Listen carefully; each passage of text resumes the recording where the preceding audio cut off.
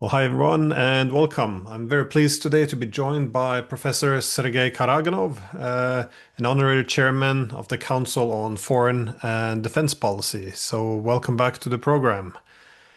Professor Karaganov has written speeches for Brezhnev. He advised Gorbachev. He advised President Yeltsin, and also advised President Putin. Now, to add to this, you have also been, of course, a key advocate of Russia's Greater Eurasian Initiative. And in this context, you recently published an article on the Siberiaization of Russia. Now, I was wondering if you can yeah, outline what this entails, and also why do you advocate this path forward for Russia? Uh, Hello. It's a great pleasure to see you again, Professor Diesen. I remember our very prolific work here when you were teaching here, and I hope that sooner or later you'll also come back over else. But our conversations over the years have been most interesting, and I'm looking forward for one more. Thank you. Yeah, because, well, on this discussion of how to Siberiaize or Siberiaization of Russia, this would be then not just an economic pivot to the east, but it would also be a deal with the more spiritual shift of Russia from from its current position more towards the Eurasian space. But how would you conceptualize this development? Um, um, uh, I came to this idea about 25 plus years ago when I looked late 90s, when I looked at the future picture of the world, and I saw that the center of gravity, economic, political, and etc., was moving towards Asia. I had been enthralled before by the vastness, the greatness, and the history of Siberia. But at that time, I initiated, several discussions and papers on the new concept of development of Siberia, and we did it at the end of the 1999. Some of them were published at the beginning of the 2000s, and they draw some attention. But as I always tell, they never became, the papers which or the ideas which um, oh,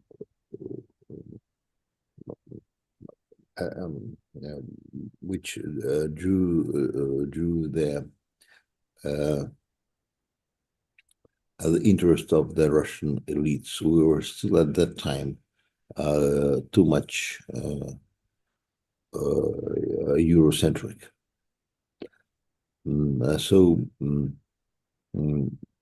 the late 2000s, 10 years later, I invited several young scholars whom you know. Now they are leaders in the scholar profession to draft a new concept of the Russian return to the East. At that time, before that, and that time, this Russian turn to the East envisaged the turn to all Russian, and from Urals to to the Vladivostok, those new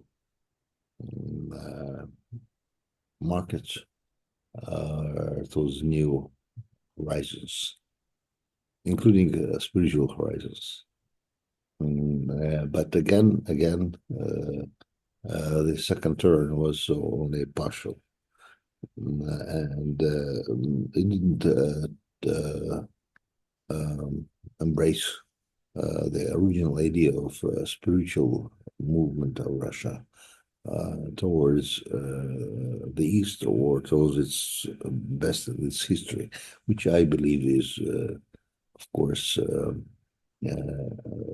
the development of Siberia. We say it sometimes conquer, but it is development of Siberia. And so now we're trying it for the third time, and I hope this will be, and I hope, pretty sure, it will be a much more successful try. So this, well, I remember there used to be a lot of talk in Russia, still is though, about the idea of well, the need for a national, wider national idea, something unifying, because again, after communism was this idea of, I guess, another Yeltsin or another period, a great period of making Russia merely, yeah, more European. But of course, I guess the challenge then would be, yeah, for many reasons there was no common Europe, but also the interest in Europe has also declined significantly, especially over the past few years. I find this interesting because it used to be assumed, at least in the West, that the younger Russians would be more Europeans than those who grew up in the Soviet Union. But we see now polls showing the opposite, that they're more likely to take on a more Eurasian identity.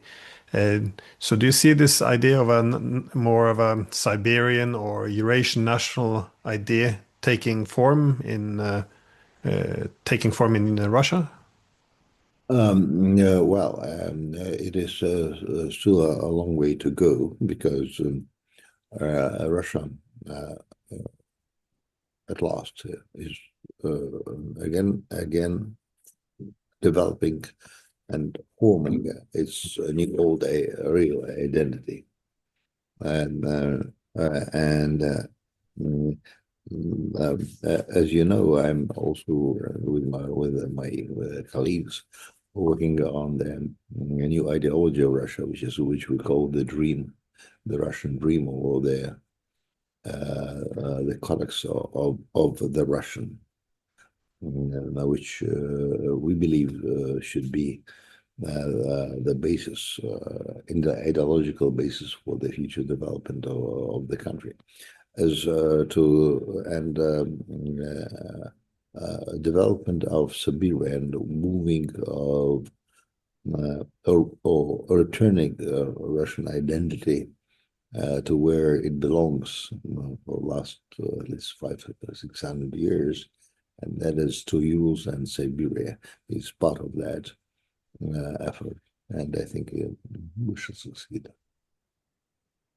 Well, in your article, you refer to Fyodor Dostoevsky because, well, when he encountered the hard conditions in Siberia, that he discovered a spiritual revival, as you write. And, well, it reminds me, well, actually, there's a text from Dostoevsky which always reminds me of you. It's yeah, the mistake. This was again in the second half of the 19th century, in which he wrote that the mistake of our policy for the past 2 centuries has been to make the people of Europe believe that we are true Europeans. And he goes on, we have bowed ourselves like slaves before the Europeans and have only gained their hatred and contempt. It's time to turn away from this ungrateful Europe. Our future is in Asia. Do you do you share the sentiments, the idea that the new identity has to be part of a Dostoevsky is obviously is my absolute favorite writer.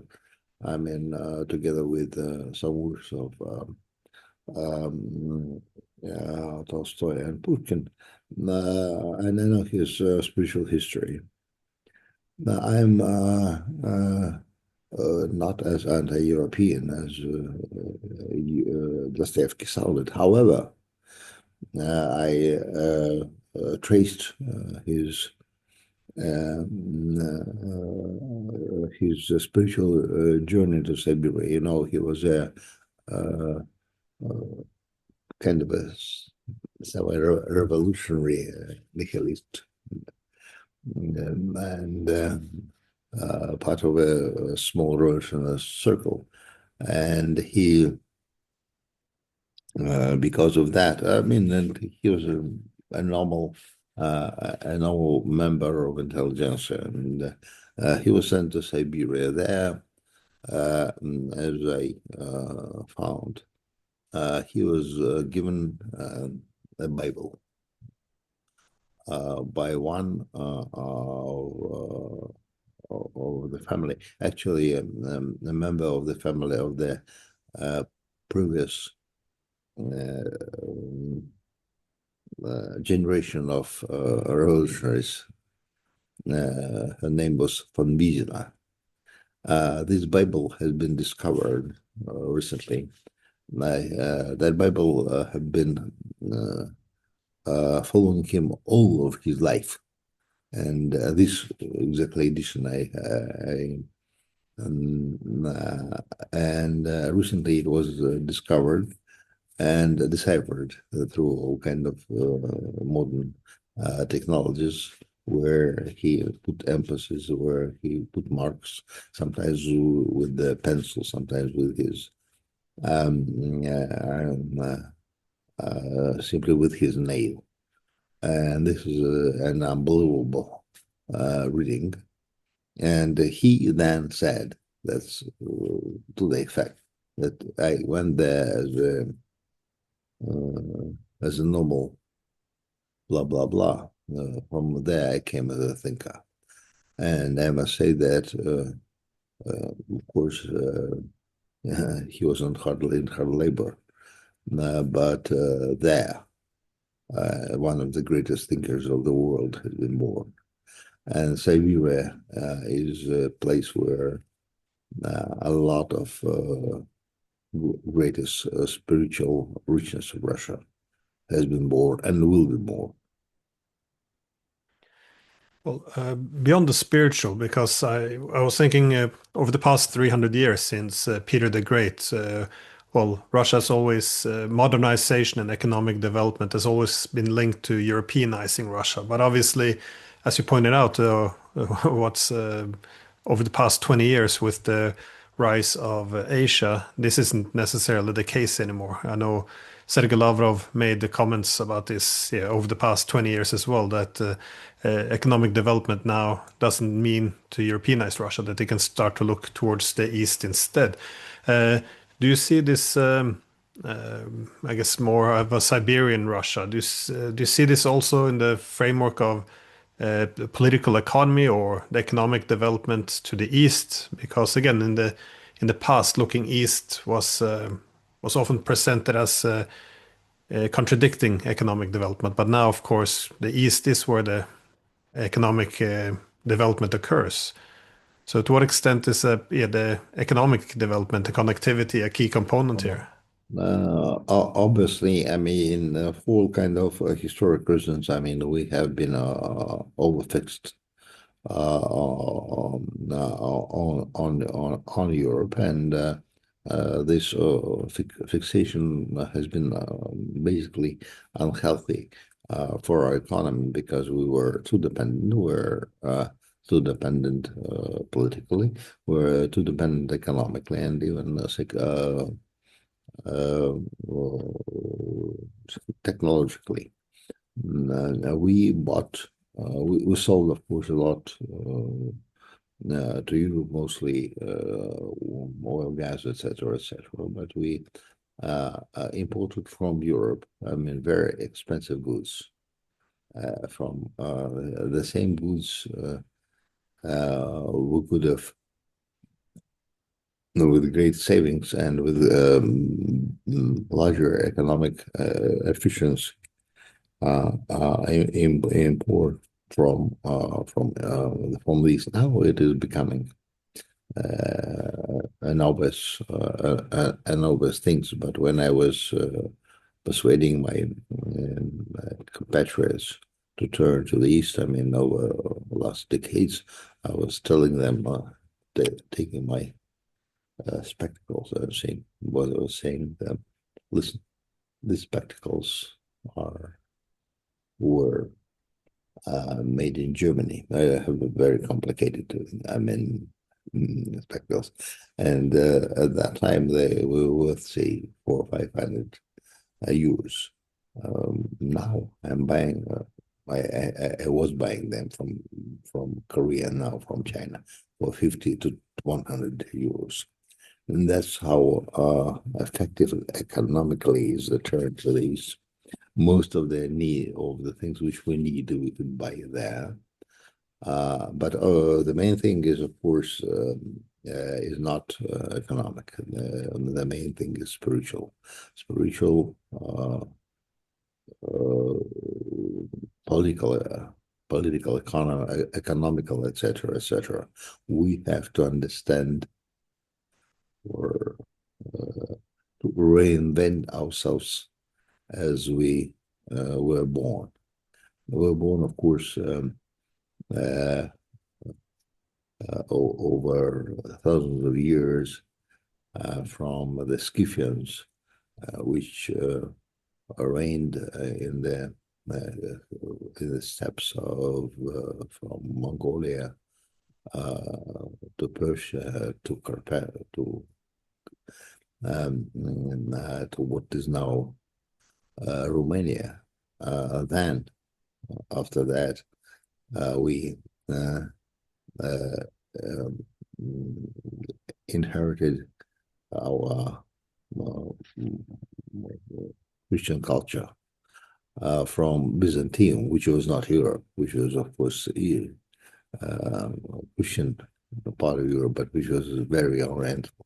And our political culture has been largely imported, not totally, from the great Mongolian empire of Genghis Khan. We, at a certain point in our history, decided that we are Europeans and forgot about our natural roots. And these roots are in the east and in the south, not in the west. And by going back to Siberia, and of course, the rediscovery of Siberia brought about Russian national character, brought about enormous wealth, brought about a possibility to build modern army and fleet in the 17th, 18th, and especially 18th and 19th century. It was Siberia was the basis of geopolitical victories of Russia. So that's we have to simultaneously to return to our historic, spiritual, and economic roots. What would this mean for relations between Russia and the Europeans? As again, not to paraphrase Dostoevsky again, but he was making the point that Europe, in his words, is our mother, but he argued Russia should focus on the Orthodox idea and prioritize relations, if not alliances, in Asia. But what would this, I guess, reducing dependence or being less obsessed with the West? What would this? How would you see relations between Russia and Europe shaping in the future based on this new path, Eurasian path for Russia? As I've been telling my competitors and my colleagues for many years, we have, I mean, we have to finish our European journey, which actually was too long by 100 years. Europe, our journey to Europe, which was started by Peter the Great, or even before then Peter the Great, was a necessary discourse in order to modernize Russia, to modernize Russian military and Russian technologies. We were lagging behind because of the a long period of so-called Mongol yoke, when we had to, when Mongols, which were not reigning in our country, but which were taxing our country heavily, which they significantly uh, uh, postponed our development. So Peter the Great made the breakthrough, and our European journey brought us a lot. Military organization, one of the best militaries in the country, which brought us the position of the great European and world power. Open up our eyes to scientists. And I think that, and of course, this fantastic merger of traditional Russian culture, which, as I've said, has been infused by a combination of cultures from South and from the East. And of course, there was also a original natural Russian with the European culture brought us to the position of one of the great spiritual countries in the world. I am not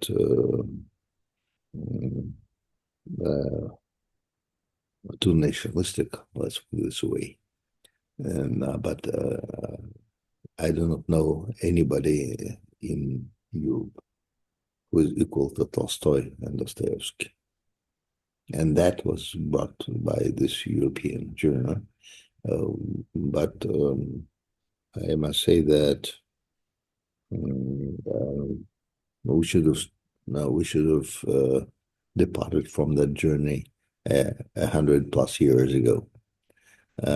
We stuck there. So now we're finally turning back where we belong, finishing our European journey. And it is not anti-European. It is, yeah, of course, this Europe, which you know better than I do, is not a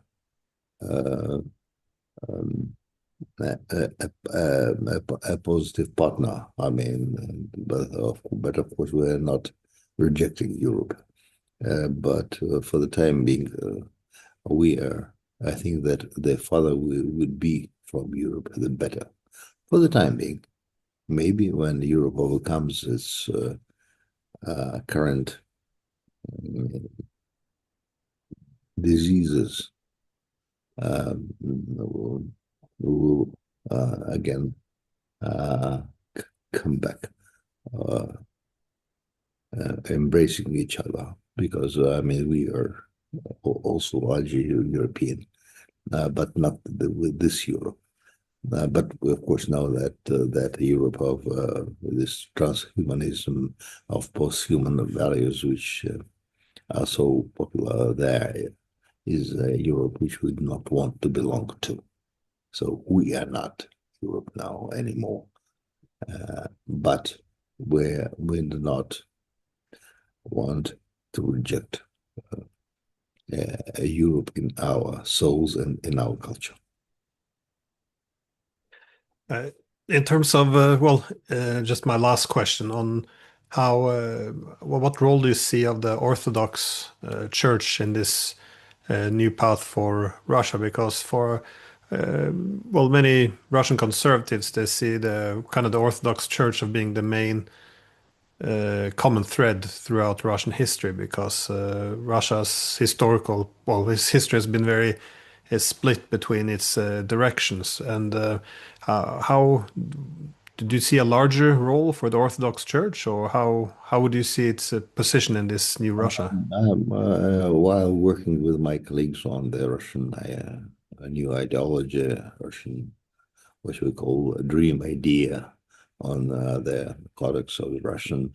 We work very closely together with thinkers from the church, not only from the Orthodox Church, but from the Muslim Church, with some Buddhists.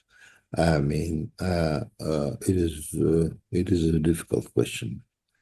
Of course, the Russian Orthodox Church has been there, the pinnacle, or something, the spine around which, I mean, the Russian civilization has been born. But Russian civilization has been the most open civilizations among most of the civilizations of the world. Now, at last, we call ourselves a country civilization. I must say that we are country civilization of civilizations because we embrace most of the civilizations which are on the face of the earth.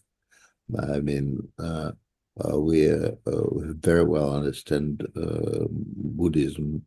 We very well understand Muslims. They are part of our cultural code. But of course, we are largely Orthodox. And now, but for about 100 years, the faith has been suppressed here by communists. Also, we have a problem which I think everybody else is facing outside of Russia, and that is that the modern civilization is changing the set of spiritual values of the person. And I must say that one of the reasons why people like myself are putting forward with the idea of a new ideology is that we have to face the problem that modern technological civilization, post-human, in many ways, post-human civilizations, is undermining the sense of the human, or undermining the human in ourselves. So we are now trying to find the way to return humanism and the human into our life and our souls. One of the ways is, of course, bringing back the faith. Whether it is, it is returning. I mean, churches are full. I mean, tens of thousands of churches have been built recently in Russia. And most of the time during, of course, holidays, they are full. Whether we have a true revival of faith, I am not yet sure, but we have to work on that. But it is a part of the much larger effort. And the effort is the fight to keep the human in humanity. Because the modern civilization, for all kinds of reasons, is doing away with the human. And that's, I mean, faith is a part of that work. That's why even personally, I support, I mean, the efforts of our church, of my church, but also other churches, by the way. So we work on the idea of Eurasian ideology together with prominent thinkers from Orthodox, from Muslim Church, from some Buddhists, etc. But we believe that we have to return the gist of the human. The human is not somebody who consumes more and more. The human is something more important. Make me think of Solzhenitsyn's 1978 Harvard speech, where he argued that yeah, both the communist system and the capitalist would end up yeah, robbing people of their yeah, spirituality, and yeah, that is essentially they faced common challenge of modernity. Yeah. Now that is exactly what I'm thinking about. I remember that speech of Solzhenitsyn. I'm very well, and the problem is that both communism and capitalism, or whatever it is, are robbing the juncture, are robbing people from the essence of being human. And we have to work on that together. It is not anti-European or anti-Western. It is what we should do together in order to save ourselves and to save humanity.